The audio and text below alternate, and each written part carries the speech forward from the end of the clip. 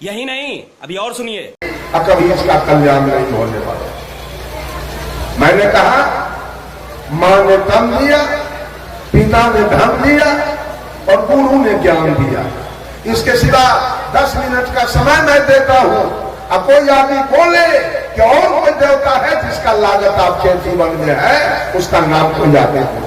ये 3 के सिवा, माता पिता और गुरु के सिवा और कोई देवता है तो उसका नाम बोलिए कि उसका भी लागत मेरे जीवन में है। बोलिए तो कोई आदमी, इसका सफाई मैं करूंगा। ये 3 देवता के बाद और कोई है? सारा दुनिया झूठ का पूजा कर रहा है। सारे दुनिया में झूठ की पूजा हो रही है, कहीं सत्य नहीं है। सबकी पूजा है, मां की पूजा करना, पिता की पूजा करना और गुरु की पूजा करना। ये 3 देवता का लागत मेरे जीवन में है। ये तीनों ने मुझे दिया। बस चौथा ये कबीर की पहली भक्ति है। अगर आप अपने को हिंदू कहते हैं, कबीर के नजरों में कोई हिंदू, कोई मुसलमान, कोई सिख और कोई ईसाई नहीं है। कबीर ने सबको मानव कहा, कबीर ने सबको इंसान कहा, कबीर ने सबको मनुष्य कहा, कबीर ने सबको आदमी कह के पुकारा। कबीर के नजर में कोई हिंदू मुसलमान नहीं है, सब मानव। लेकिन अगर आप अपने को हिंदू कहते हो तो हिंदू का मुख्य ग्रंथ क्या है? हिंदू का मुख्य ग्रंथ वेद। और वेद ने किस देवता को माना? वेद ने नहीं कहा राम देवो भव, कृष्ण देवो भव, ब्रह्मा देवो भव, विष्णु देवो भव, महादेव देवो भव, काली दुर्गा देवो भव। वेद ने कहा मातृ देवो भव। वेद ने कहा मां देवता है। वेद ने कहा पितृ देवो भव। वेद ने कहा पिता देवता है। और वेद ने कहा आचार्य देवो भव। वेद ने कहा गुरु देवता। सुन लीजिए सब लोग कान खोल कर, इस 3 देवता के अलावे अगर किसी का पूजा करते हैं तो आप नरकगामी बनेंगे। आप लिख लीजिए, आपको नरक जाना होगा, क्योंकि बकिए जितने हैं सब झूठ है। सच्चा देवता इस धरती पर यही 3 है, माता पिता और गुरु। ये तीनों का लागत है आपके जीवन में। तीनों ने आपको कुछ दिया है। ये श्रद्धा भक्ति है। सदगुरु कबीर कहते हैं कि श्रद्धा अगर रखो तो अपने मां के प्रति, श्रद्धा रखो अपने पिता के प्रति और श्रद्धा रखो अपने गुरु के। तब तुम्हारी भक्ति कारगर है और तुम्हारा कल्याण होगा। और दूसरी भक्ति है सदगुरु कबीर का प्रेमा भक्ति।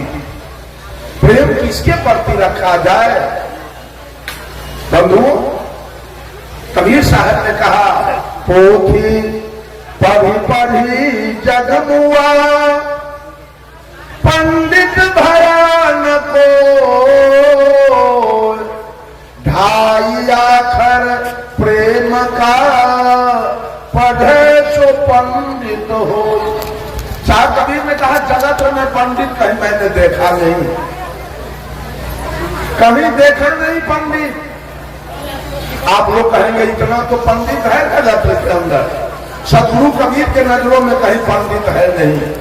उन्होंने कहा ढाई आखर प्रेम का, जो पौरा संयुक्त एकार मोहलंत, जो प्रेम का पाठ पढ़े वो पंडित है। पढ़ पढ़ के सब घुसखोर हो गया, पढ़ पढ़ के चोर हो गया, पढ़ पढ़ के बेईमान हो गया, पढ़ पढ़ के सब जातिवाद कर रहा है, संप्रदायवाद कर रहा है, छुआछूत कर रहा है। पंडित एक भी नहीं। पंडित कौन होगा? जिसके अंदर प्रेम है, जीव मात्र से प्रेम, वो पंडित है।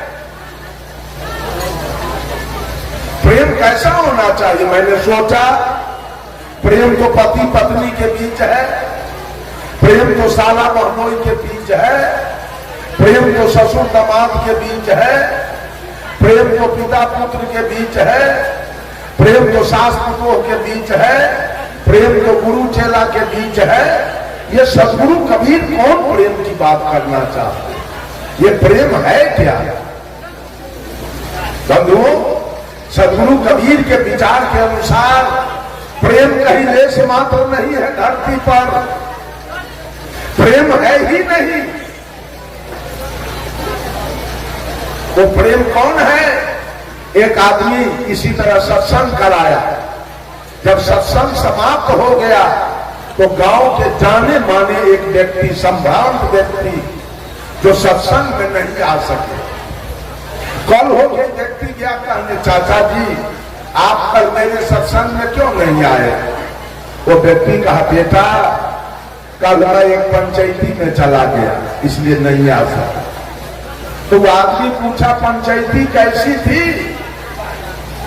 कहा, एक लड़का एक लड़की में प्रेम हो गया, उसी की पंचायती थी, उसी पंचायती में हम चले गए। वो आदमी कहा, प्रेम में पंचायती की क्या आवश्यकता थी? पंचायती को झगड़ा में, लड़ाई में, चोरी में, दलाली में, घुसखोरी में, बेईमानी में, हत्या में, बलात्कार में पंचायती होती है। जब लड़का लड़की के बीच प्रेम हुआ तो प्रेम में पंचायती क्यों हुआ?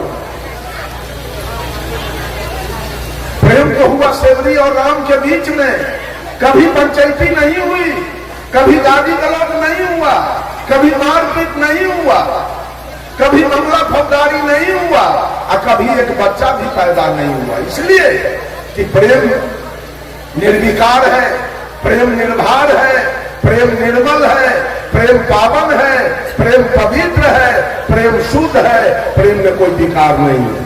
प्रेम में न काम है, न क्रोध है, न लोभ है, न मोह है, न तृष्णा है, न अहंकार है। सेवरी और राम के बीच में प्रेम हुआ, कोई गाली गलौज मारपीट कभी नहीं हुआ, एक बच्चा भी पैदा नहीं हुआ। प्रेम हुआ मीरा और कृष्ण के बीच में, कभी गाली गलौज मारपीट खून खराबी नहीं हुआ, एक बच्चा भी पैदा नहीं हुआ। प्रेम में बच्चा नहीं पैदा होता है।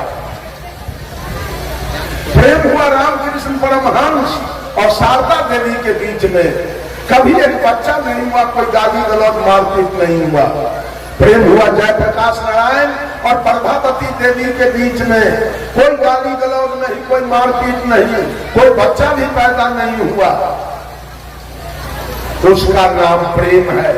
बंधुओं, जो साहब कबीर ने प्रेम की चर्चा किया वो प्रेम है, आत्मा से आत्मा का मिलन, इसका नाम है प्रेम। सेवरी और राम के बीच में आत्मा का मिलन हो गया। सेवरी कही थी राम से कि ही विधि स्तुति करो तुम्हारी, अधम जाति में जड़मति नारी, अधम ते अधम अधम यति नारी, तीन मह में मति मंद गमारी। क्या प्रभु मैं आपका सेवा कैसे करूं? एक तो मैं जात की मुसहरनी, देखने में काली कलोटी, और तीसरे विद्या के ही। तो भगवान राम ने सेवरी से कहा, कहा रघुपति सुनु भामनि बाता, मान हुए भगति करनाता, जाति पाति कुल धर्म बड़ाई, धन बल परिजन गुण चतुराई, भक्तिहीन नर सोहि कैसे, लवन बिना बहु व्यंजन जैसे। क्या सेवरी, हमारा तुम्हारा कोई शादी सरोज का रिश्ता नहीं है, एक प्रेम का रिश्ता है। कोई जाति का बड़ा हो, धन का बड़ा हो, विद्या का बड़ा हो, बुद्धि का बड़ा हो, रूप का बड़ा हो, बल का बड़ा हो, और उसके पास अगर भक्ति नहीं है तो व्यक्ति मेरे नजर में वैसे है जैसे 56 प्रकार का व्यंजन एक नमक के बिना फीका है, वो व्यक्ति मेरे नजर में बिल्कुल भी। और तब सेवरी का बैठ तब राम खाए थे, इसलिए कि आत्मा से आत्मा का मिलन था, आत्मा से आत्मा का प्रेम था। इसका नाम है प्रेम। जहां आत्मा से आत्मा का मिलन हो उसका नाम है प्रेम, और जहां देह से देह का मिलन हो उसका नाम है प्यार, उसका नाम है मोहब्बत। There are great difference between प्रेम एंड प्यार। प्रेम और प्यार में धरती आसमान का। प्रेम हुआ श्री राम के बीच में और प्यार हुआ था लैला और मजनू के बीच में। मोहब्बत हुआ था लैला मजनू के बीच में। आज पति पत्नी में कहीं प्रेम नहीं है, पति पत्नी में कहीं प्रेम नहीं है, पति पत्नी में प्यार है और उसी को उर्दू में कहते हैं मोहब्बत। पत्नी फंसी है पति के मुंह में और पति फंसा है पत्नी के मुंह में। वो लड़का लड़की के बीच अगर प्रेम होता तो पंचायती नहीं होती। लड़का लड़की के बीच मोहब्बत था, लड़की फंस गई लड़का के मुंह में, लड़का फंस गया है लड़की के मुंह में, तो पंचायती होगी। पति पत्नी के बीच पंचायती होती है। क्यों? पति पत्नी में देह का मिलन है, आत्मा का मिलन नहीं। आत्मा का मिलन उसका नाम है प्रेम, और देह से देह का मिलन है उसका नाम है प्यार, उसका नाम है मोहब्बत। शायद कबीर कहते हैं कि जितने भी मानव है दुनिया के अंदर, चाहे वो कोई जाति से आता हो, वो मानव जितने हैं वो सब प्रेम के पात्र हैं। कबीर के शब्दों में कबीर की दूसरी भक्ति क्या है? मानव से प्रेम। पहली भक्ति है माता पिता और गुरु के प्रति श्रद्धा, और दूसरी भक्ति है मानव के प्रति प्रेम, और तीसरी भक्ति है करुणा भक्ति। करुणा माने होता है दया। जितने भी दुनिया के अंदर मानवेतर प्राणी हैं, अर्थात मानव जोनी से नीचे की खानी में जीने वाले पशु पक्षी कीड़ा मकोड़ा, वो सब दया के पात्र, सब करुणा के पात्र हैं। सदगुरु कबीर कहते हैं इन पर दया तो रखो, इन पर करुणा तो रखो। ये कबीर की तीसरी भक्ति है। जितने भी जीव मात्र संसार के अंदर है वो सब आपका सहोदर भाई है। जितना भी जीव शरीरधारी है वो सब आपका सहोदर भाई है। एक पिता के 7 पुत्र है, कोई इंजीनियर हो गया, कोई डॉक्टर हो गया, कोई कलेक्टर हो गया, कोई बिजनेसमैन हो गया, कोई गृहस्थ हो गया, कोई मजदूर हो गया, कोई भीख मांग रहा है। अपने अपने कर्म से 7 प्रकार का हो गया, लेकिन भाई तो 7 है। उसी प्रकार से सांप भी आपका भाई है, अपना कर्म से उस सांप वाला शरीर चादर पाया। चींटी भी आपका भाई है, बकरी भी आपका भाई है, गाय भैंस हाथी घोड़ा ऊंट गधा कुत्ता गीदड़ जितने जीवधारी हैं सब आपके सहोदर भाई हैं। साहिब कबीर ने कहा, अरे अजब जोलाहे चादर बीनी सूप करम के तानी, सूरत निरत के भरनी दिन्हा, तब सबके मन मानी चादर हो गई बहुत पुरानी। अब तू सोच समझ अभिमानी, चादर हो गई बहुत पुरानी। चुलाहा जब कपड़ा बुनता है, एक तरफ से तानी किया, दूसरे तरफ से भरनी किया, चादर तैयार हो। ठीक ही जीव का जैसा कर्म वैसा तानी, और जहां सुरती जहां ध्यान उसकी भरनी, चादर तैयार हो गया। देखिए हम लोगों को मर्द वाला चादर मिला, इन लोगों को औरत वाला चादर मिला, किसी को गाय वाला चादर मिला, किसी को भैंस वाला चादर, किसी को कुत्ता वाला चादर, किसी को गीदड़ वाला चादर, किसी को विशाल हाथी वाला चादर, किसी को चींटी वाला चादर। सब अपना अपना कर्म से चादर पाया है। इसी रोसड़ा में किसी का 5 महल का मकान होगा, किसी का 4 महल होगा, किसी का 3 महल, किसी का 2 महल, किसी का 1 महल का मकान होगा, किसी का एस्बेस्टस होगा, किसी का टीन का चदरा होगा, किसी का खपड़ा होगा, किसी का फूस होगा। और नट बखू करोड़ी पछमा डोम जो खाना बदोश की जिंदगी जीने वाले घुमक्कर लोग हैं, वो टेंट में सिरकी में रहते। आखिर हर घर में रहने वाला कौन है? पक्का में कौन रहता है? खपरा में, टेंट में, सब में इंसान है। उसी प्रकार से मकान चाहे हाथी के जैसा 3 महला हो, मकान चाहे बकरी के जैसा 1 महला हो, लेकिन हर घर में रहने वाला वही आत्मा इंसान है, दूसरा कोई नहीं। तो सब पर दया। कबीर की तीसरी भक्ति। आज लोग मुर्गा पोस के कटवा रहे हैं, बकरी पोस के महिला सब गला में कंठी पहनी है, बकरी पोस के कटवा रही है, कबूतर पोस के काटे जा रहे हैं, गाय काटे जा रहे हैं, भैंस काटे जा रहे हैं, ऊंट काटे जा रहे हैं, दुम्मा काटे जा रहे हैं। अरे ईसाई लोग तो कुत्ता गीदड़ सहित को खा रहा है। अब मनुष्य कुछ बाकी नहीं रह गया। सबसे बड़ा चंडाल तो मनुष्य हो गया, सबसे बड़ा चंडाल मनुष्य हो गया। क्या भक्ति करेगा, क्या मुक्ति करेगा, क्या कल्याण करेगा, क्या सुंदर सब समाज का निर्माण करेगा? जीव मात्र पर दया, ये कबीर की तीसरी बात। सब लोग जीव पर दया कीजिए। आज तक मेरा उम्र 68 वर्ष का बीत रहा है, लेकिन अपने समझदारी से, अपना जान से मैं आज तक एक चींटी को नहीं मारा।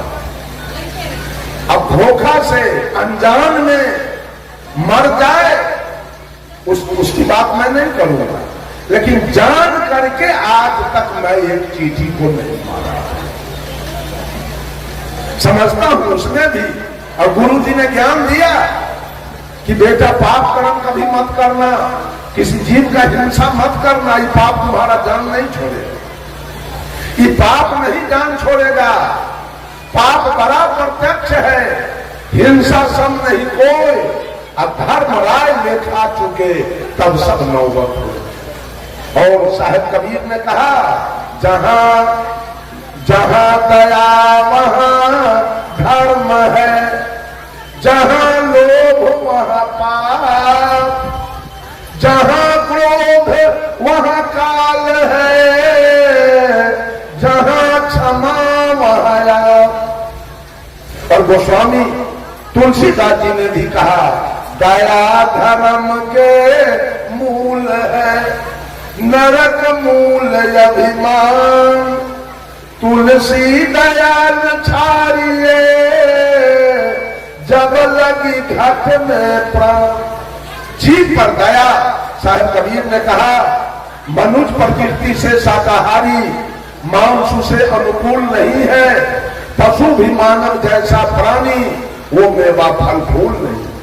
कबीर साहब कहते रहे, बकरी मुर्गी गाय भैंसी गाजर है, मूली है, आम है, मिर्ची है, सेव है, संतरा है, बड़ा मजा से काट काट के खा रहे हो। रे बेवकूफ भी प्राणी है तुम्हारे जैसा, उसमें प्राण है। मान लिया जाए कि जेठ की दोपहरी चल रही है, कड़ी धूप, और उस धूप में नाम को रख दिया जाए, हारमोनियम को रख दिया जाए, और भैंस को बांध दिया जाए, गाय को बांध दिया जाए। धूप से छटपटाएगा कौन? हारमोनियम की नाल कि बकरी की गाय है? इसका मतलब उसमें प्राण है, उसमें जीव है, उसको धूप लग रहा है, उसको अंदर कीजिए, वो छटपटा रही है, उसमें जीव आत्मा है, प्राण है। शायद कबीर को मुसलमानों से कहा, दिन में रखते हो रोजा, रात न तो हो गाय, यह खून वह बंदगी, कसकर खूस खुदाए। ऐ बोल दी, दिन भर अन्न नहीं खाते हो, पानी नहीं पीते हो, मर जाओ लेकिन नहीं खाते हो, और जब सूर्यास्त हुआ तो कोई मुर्गी जब्बा करते हो, कोई गाय जब्बा करते हो, कोई बकरी जब्बा करते हो, कोई ऊंट जब्बा करते हो, कोई गुम्मा जब्बा करते हो। एक तरफ खून की नदी बहाते हो, और एक तरफ तुम्हारी पूजा हो रही है। ये पूजा कैसे होगा? साहिब कबीर ने कहा, खोजे अल्लाह के नगारिया, जन्म के फूहरी, जन्म के फूहरी हो, जन्म के फूहरी खोजे अल्लाह के नगारिया जन्म के फूहरी। पांचों वक्त नमाज गुजारे राखे 30 रोजा। पांचों वक्त नमाज गुजारे राखे 30 रोजा। घट के अंदर खुदा बसत है तिनको कभी न खोजा। घट में छाई है अंधियारिया जन्म के फूहरी खोजे अल्लाह के नगारिया जन्म के फूहरी। अरे कलमा पढ़े रहीम पुकारे दिल में रहम न लाई। कलमा पढ़े रहीम पुकारे दिल में रहम न लाई। घट के अंदर नूर बसत है तिनकर खबर न पाई। पर गए माया के लहरिया जन्म के फूहरी। रे हाथ में हजरत कदम रसूले नैन में नबी विराजे। हाथ में हजरत कदम रसूले नैन में नबी विराजे। मन मक्का काया है काबा सिर पर अनहद बाजे।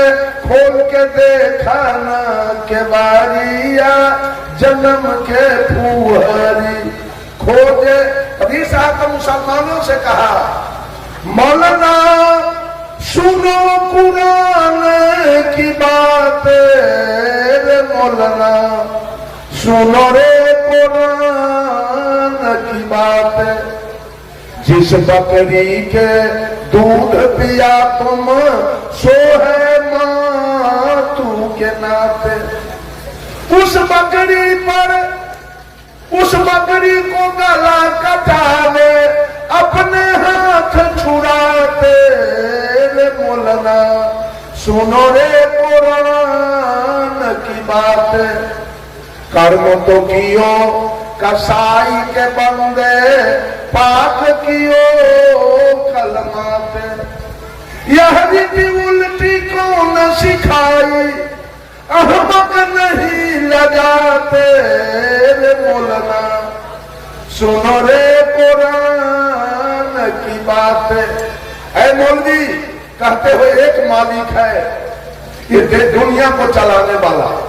अभी एक आदमी एक कागज का पन्ना बांट रहा कि भगवान एक है। मैं उसे पूछना चाहता हूं वो एक भगवान कहां बैठा है उसको लाओ तो बोला के मैं बात करूं उससे। उस भगवान को लाओ बोला के मैं बात करूंगा। बेईमान झूठा भगवान एक है। भगवान यदि एक है तो हिंदू है कि मुसलमान है, सिख है कि ईसाई है, पारसी है कि यहूदी है, वो पूरब में रहता है कि पश्चिम में, वो मंदिर में रहता है कि मस्जिद में, वो गिरजा में रहता है कि गुरुद्वारा में, वो मांस मछली खाता है कि खीर पूरी, क्या खाता है वो एक भगवान। कैसे आपने साबित किया भगवान एक है। सदगुरु कबीर ने बीजक से कहा एक कहो तो है नहीं, दूजा कहो तो गारी, है जैसा रहे पुनीत ऐसा कहे ही कबीर विचार। भगवान को एक नहीं कहा जा सकता, भगवान को दो नहीं कहा जा सकता, भगवान को 1 लाख भी नहीं बोला जा सकता, भगवान को 1 करोड़ भी नहीं कहा जा सकता। कैसे आपने गिना भगवान को, कैसे नामाकरण किया आपने भगवान को, ये सारी बातें झूठ है। भगवान तो घट घट में बैठा है। Tulsidas was the pleader of Ram and Surdas was the pleader of Krishna, but Sadguru Kabir was the pleader of soul. Tulsidas ji सगुन ब्रह्म राम का वकालत किए। आज भी लोग माटी पत्थर शीशा धातु के राम सिया बना के पूज रहा है। सूरदास जी ने कृष्ण का वकालत किया। आज भी लोग माटी पत्थर शीशा धातु के राधा कृष्ण बना के पूज रहा है। But Sadguru Kabir was the leader of soul. लेकिन साहेब कबीर ने इस आत्मा का वकालत किया है। साहेब कबीर ने आत्मा का वकालत किया। जो तीनों काल का दृष्टा है, जो तीनों काल में सत्य है, जिसमें तीनों काल में कोई परिवर्तन होने वाला नहीं है। कबीर का भगवान पूरे विश्व में है। ये आत्मा कहां कहां नहीं है, इंग्लैंड में नहीं है कि अमेरिका में नहीं है कि रूस में नहीं है कि चीन में नहीं है, चप्पे चप्पे में कबीर का भगवान है। लेकिन आपके भगवान कहां है? राम नहीं है चीन में, कृष्ण नहीं है इंग्लैंड में, महादेव जी नहीं है अमेरिका में, कहीं नहीं है। लेकिन कबीर का भगवान पूरे विश्व के अंदर ये आत्मा बैठा हुआ। याद कर लीजिए आप लोग, ये झूठा प्रोपगंडा फैलाया जा रहा है पंडितों के द्वारा, मौलवियों के द्वारा और पादरियों के द्वारा। ये सब काल का दलाल है और सबको भटका करके मारने के चक्कर में। सब आदमी गुरु के शरण में चले जाइए, सब आदमी गुरु के शरणागत हो जाइए और कोई पत्थर पानी की पूजा करना बंद कर दीजिए अगर कल्याण पाना है तो। सब आदमी घरे घर मां का सेवा कीजिए, मां के सेवा में चूक जाइएगा कल्याण नहीं होगा, क्योंकि मां का कर्जा सधाना जरूरी है। पिता का कर्जा, मां का लागत इस शरीर पर 14 आना है, पिता का लागत 2 आना है। इसलिए मां को आगे किया गया, पिता को पीछे कर। सबसे पहला है मातृ देवो भव, तब है पितृ देवो भव। पहले मां तब पिता। याद रख लीजिए सब लोग। अब मैं अपने वाणी पर विराम लूंगा। अगर भक्ति करना है, पूजा करना है, जीवन में सुख शांति लाना है, जीवन का कल्याण करना है, तो श्रद्धा भक्ति में आ जाइए। और श्रद्धा भक्ति का मतलब है माता पिता और गुरु की भक्ति कीजिए। दूसरी भक्ति प्रेमा भक्ति। किसी को चमार मत कहना, किसी को दुसाध नहीं कहना, किसी को डोमनेस्टर मत कहना। सब इंसान है, सब मानव है। तुलसीदास जी लिख दिए रामचरितमानस में, आत्म अनुभव सुख सुप्रकाशा तब भव मूल भेद भ्रम नाशा। कि जिस दिन आत्मा की अनुभूति हो जाए कि हर घट में परमात्मा की सत्ता, आत्मा बैठा है, तो फिर सारा जातिवाद खत्म हो जाएगा। ये गोस्वामी तुलसीदास जी ने, साहिब कबीर ने भी कह दिया, अरे आत्म ज्ञान बिना सब सोना, क्या मथुरा क्या काशी रे। जैसे मिर्गा नाभिक कस्तूरी, बन बन फिरत उदासी रे। मोहे सुनी सुनिया बत हंसी। एक आत्मज्ञान के बिना ये धरती चल रही है चारों तरफ। मंदिर मस्जिद की कमी नहीं, पूजा की कमी नहीं। एक आत्मज्ञान के बिना जातिवाद, संप्रदायवाद, छुआछूत, अवर्ण सवर्ण, नीच ऊंच की भावना चल रही है। जिस दिन आत्मा की अनुभूति हो जाएगी कि ब्राह्मण में भी वही आत्मा और नीचे जाति में भी वही आत्मा, उस समय आपके अंदर से जो भेद भरम है वो सारा खत्म हो। तो मैंने कहा कबीर की 4 भक्ति है। सबसे अंतिम भक्ति है स्नेहा भक्ति। स्नेह किसके प्रति? जो छोटे छोटे बाल गोपाल हैं, 10 वर्ष से नीचे के, साहब कबीर ने उसके प्रति स्नेह रखना स्वभाव। ये कबीर की 4थी भक्ति है। पहली भक्ति माता पिता गुरु के प्रति श्रद्धा, दूसरी भक्ति मानव के प्रति प्रेम, तीसरी भक्ति जीव जंतु के प्रति दया, और चौथी भक्ति है कबीर का कि जितने बच्चे हैं, नन्हे मुन्ने बाल गोपाल शिशु, उसके प्रति स्नेह रखना, आदर रखना अपने दिल में। यही 4 भक्ति है कबीर का। 4 भक्ति आपकी हो गई, आपका भौतिक जीवन अविचल सुखमय होगा और आध्यात्मिक जीवन अविचल शांतिमय हो जाएगी। आपका कल्याण हो जाएगा, आपका मोक्ष हो जाएगा, आपकी मुक्ति हो जाएगी, आपके जीवन में सुख शांति आ जाएगी। सर्वे भवन्तु सुखिनः, सर्वे सन्तु निरामया, सर्वे भद्राणि पश्यन्तु मां कश्चित् दुर्भाग भवेत्। सभी लोग सुखी हो, सभी लोग निरोग हो, सभी लोग स्वस्थ हो, सबका कल्याण लाभ हो, सब परस्पर आदर भाव से जिए। इन्हीं कुछ शब्दों के साथ अपने वाणी को देता हूं विराम।